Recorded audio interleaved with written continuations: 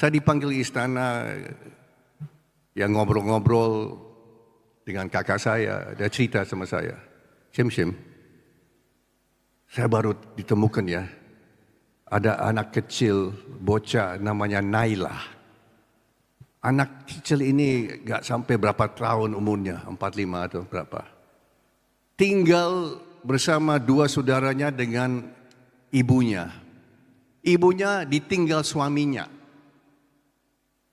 Ditinggal suaminya dan istri dan anak ini tidak diurus. Ternyata di Indonesia banyak berapa baba brengsek ternyata. 3 anak ditinggal dalam gubuk. Ibu mereka dapat penghasilan dari mana tuh? 600.000 rupiah per bulan. Gubuk itu saya sedih. Kaget.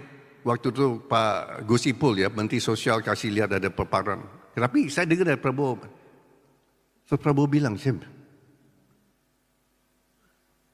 kalau bukan kita yang bantu mereka, siapa bantu mereka ya? Kita harus bantu mereka. Dan di situ lahir program Sekolah Rakyat. Sekolah Rakyat untuk Naila, saudara-saudaranya dan Naila lainnya seluruh Indonesia yang ternyata banyak. Kita berikan kesempatan untuk the least of the least, the lowest of the low, yang tidak mungkin dapat kesempatan belajar. Kita berikan harapan bagi mereka. Itu yang Pak Prabowo waktu itu berkaca-kaca hampir nangis di depan saya. Kita harus bantu mereka, Syim. Kita di situ. Ya, kenapa sekolah Garuda? Sekolah rakyat. Sekolah rakyat ini bukan untuk anaknya Habib Lutfi, bukan. Bukan untuk anaknya Pak Handoyo, atau anaknya Pak Fahri, atau anak Babinsa, bukan. Bukan untuk anak kepala desa, bukan untuk Kapolsek, bukan. Mereka semua sejahtera. Ini adalah yang di bawah mereka. Dan ternyata di bawah mereka banyak juga.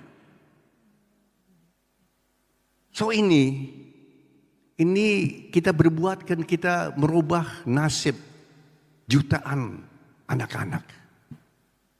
Di samping itu ada program Sekolah Garuda. Sekolah Garuda ini untuk memberikan pendidikan khusus Science, Teknologi, Engineering, Mathematics, and Medicine. Untuk semua anak yang berbakat dan semua anak yang punya IQ tinggi, itu boleh. Cucunya Pak Habib Lutfi boleh. Cucunya Pak Adiaksa boleh. Cucu kita semua boleh. Saya lihat semua di sini sudah sejahtera, saya lihat. Tidak ada prasejahtera di sini. Saya kira banyak yang lebih sejahtera dari saya lihat. Ya lebih gemoy lah. Kan nggak boleh kurus. So ini prestasi-prestasi. Tujuan kita adalah untuk memberikan makanan gratis untuk 82 juta jiwa. 78 juta anak, sekolah, anak prasekolah, dan 4 juta anak-anak dalam rahim ibunya yang belum lahir. Kalau ternyata banyak ibu-ibu yang miskin melahirkan anak-anak yang cacat. Itu ada data. 50.000 anak setiap tahun lahir dengan mental atau tubuh tidak sempurna, disabilitas atau dengan kata dulu namanya cacat. 50.000. Dan itu tercatat dan banyak yang tidak tercatat. Catat karena ibunya miskin, tidak dapat nutrisi yang baik. Kita bertekad untuk memberikan semua ibu-ibu di Indonesia yang mengandung dapat makanan yang bergizi, nutrisi yang baik. Ini adalah program investasi, bukan program konsumsi. Anak-anak kita adalah modal. Modal yang kita harus pelihara, kita harus rawat, dan kita harus perbesar, dan kita harus mendidik. Itu ada investasi. Dan di sini ada program-program yang besar untuk hemat kebocoran-kebocoran, menutup kebocoran. Pak Prabowo sudah bersumpah akan berantas korupsi. Dan sudah ada program-program dan nyata, aksi nyata, tindakan nyata. Ternyata waktu Pak Prabowo disumpah jadi presiden, dan saya kira Pak Fakhri di sidang kabinet mungkin sudah tahu lebih dari saya.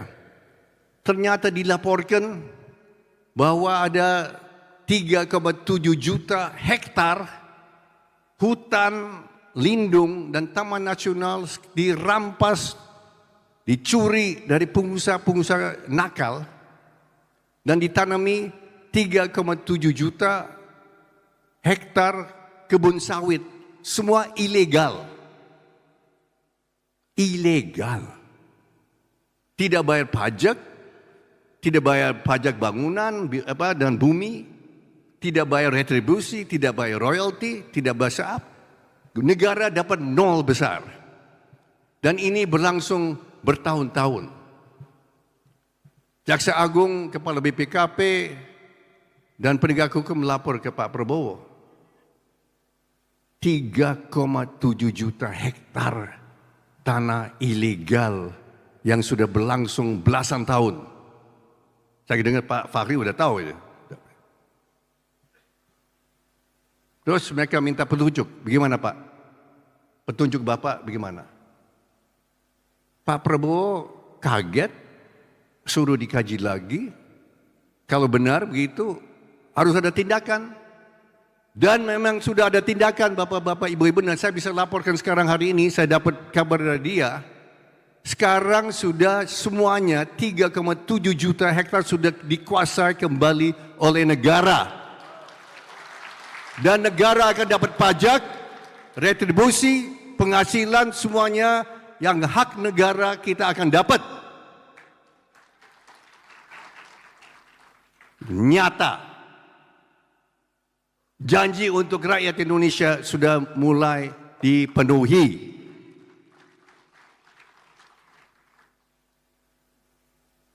Ada sekarang aksi nyata memberantas mafia migas. Orang yang dulu mungkin dianggap kebal hukum sudah mulai dicari-cari dan sudah ditangkap.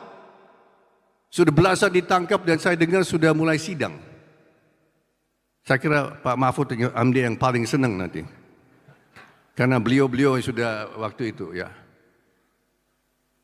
Kita sudah mulai Pak. Sudah mulai dibongkar. Sudah mulai dicari. Red Notice Interpol sudah keluar, Bapak sudah tahu. Sebentar lagi yang bersangkutan kita bawa kembali ke Indonesia Pak.